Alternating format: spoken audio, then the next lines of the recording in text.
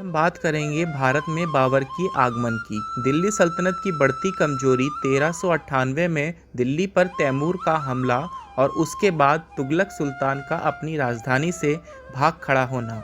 इसके कारण अनेक सूबेदार और रजवाड़ों ने हौसला पाकर स्वतंत्रता की घोषणा कर दी। दक्षिणी राज्यों के अलावा पूरब में बंगाल तथा पश्चिम में सिंध और मुल्तान दिल्ली से संबंध तोड़ने में आगे आगे रहे। जल्द ही गुजरात, मालवा और जौनपुर के सूबेदारों ने भी अपने आप को स्वतंत्र घोषित कर दिया। अजमेर से मुस्लिम सूबेदार के निकाले जाने के बाद राजपूताना के विभिन्न राज्यों ने स्वतंत्रता घोषित कर दी। धीरे धीरे विभिन्न क्षेत्रों से संबंधित राज्यों के बीच एक सुनिश्चित शक्ति संतुलित पैदा हुई।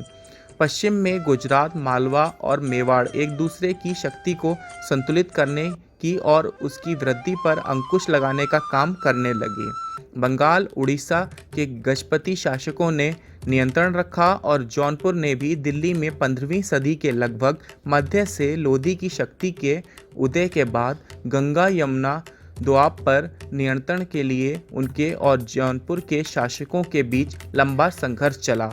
15वीं सदी के अंतिम वर्षों में लोधी द्वारा जौनपुर के अधिग्रहण के बाद स्थिति बदलने लगी।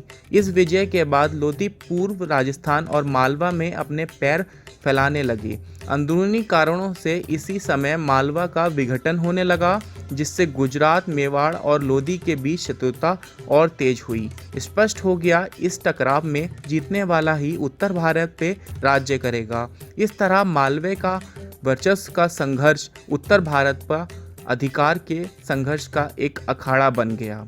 यही तीखी हो चुकी शत्रुता थी जिसने राणा संगा को इस आशा में बाबर को भारत आने का निमंत्रण देने के लिए प्रेरित किया कि लोधी की शक्ति के नष्ट होने पर मेवाड़ ही सबसे शक्तिशाली राज्य बन जाएगा।